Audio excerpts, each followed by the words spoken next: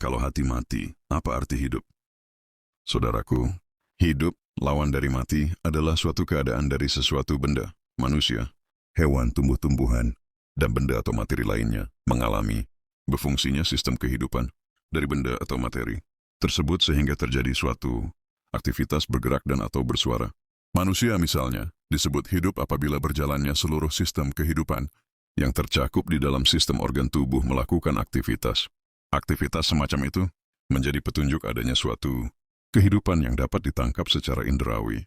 Perubahan-perubahan yang terjadi dalam kehidupan tersebut akan dapat diketahui oleh alat-alat tubuh, panca, indera, sesuai fungsinya masing-masing. Detak jantung misalnya dengan cepat dapat diketahui oleh telapak tangan kita setelah ditempelkan di atas dada. Langkah kaki dan gerakan tangan juga dapat dilihat mata lahir kita. Aroma bau dapat diketahui oleh hidung kita dan seterusnya. Itu adalah tanda-tanda kehidupan yang dapat dilihat secara fisik jasmania. Tetapi bagaimana tanda-tanda kehidupan tersebut dapat terjadi tanpa melibatkan adanya bagian lain yang justru menjadi penggerak kehidupan? Maka jawabannya tentu saja tak mungkin terjadi kehidupan secara fisik seluruh anggota tubuh jika tiadanya unsur penggerak hidup tersebut. Namun demikian, dari waktu ke waktu, masih banyak kaum mukmin yang belum memberi perhatian terhadap unsur penggerak hidup tersebut. Dengan kata lain, hati ruhaniah yang ternyata merupakan unsur penggerak hidup, seseorang sering diabaikan dan tidak dipedulikan. Perhatiannya masih banyak terhadap unsur-unsur yang bersifat materi fisik jasmania. Apa jadinya jika hati ruhaniah tidak dipedulikan? Adakah seseorang akan terus mampu hidup jika tidak ada hati ruhaniah? Tentu tak mungkin mampu. Sekalipun ada hatinya, jika ruhnya tidak ada maka mustahil ada kehidupan. Tetapi mengapa sudah tahu pentingnya hati ruhaniah dalam kehidupan direspon dengan tidak mau tahu? Inilah yang menjadi persoalan terbesar bagi sebagian besar umat Islam yang tak mau peduli pada hati ruhaniahnya sendiri. Padahal, yang mulia Rasulullah SAW ketika menerima wahyu bukan ditempatkan di otaknya, melainkan pada hatinya, baca hati ruhaniah.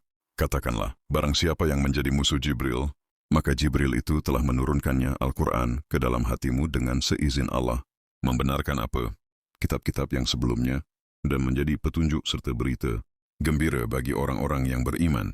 Quran Surat Al-Baqarah ayat 97. Karena itulah Rasulullah SAW tidak pernah berpendapat dalam berbicara, melainkan berkata-kata mengikuti wahyu dan petunjuk yang diturunkan Allah ke dalam hatinya. Andaikan apa yang disampaikan oleh Rasulullah dan apapun yang diperbuat oleh beliau menurut pendapatnya sendiri, maka terjadi bias apa yang ada di dalam Al-Quran dan hadis. Kemurnian Al-Quran sebagai petunjuk dari Allah pun patut diragukan kebenarannya.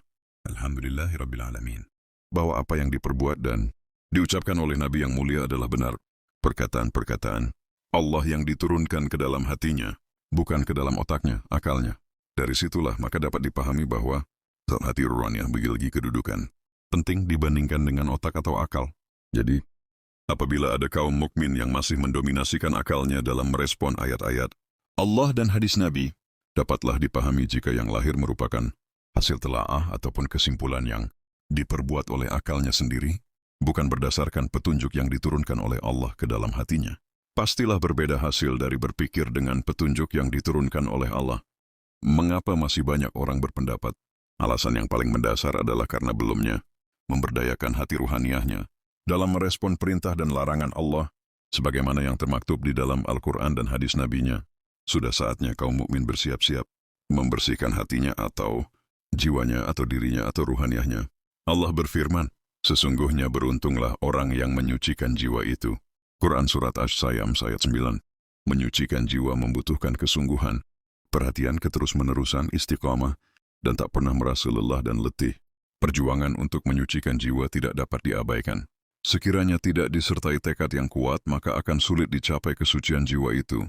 Adakah keberuntungan yang diperoleh akan meningkatkan kualitas keimanan? Bagaimanakah jika tidak ada tekad untuk membersihkan jiwa? Adakah kerugiannya? Tentang kerugian orang mengotori, tidak ada tekad untuk menyucikan jiwa, telah diterangkan oleh Allah pada ayat berikutnya. Quran Surat Asy-Syams ayat 10. Dan sesungguhnya merugilah orang yang mengotorinya. Terkait dengan keberuntungan dan kerugiannya, Allah telah menyinggungnya pada ayat sebelumnya, yaitu Surat Asy-Syams ayat 8. Maka Allah mengilhamkan kepada jiwa itu jalan, kefasikan dan ketakwaannya.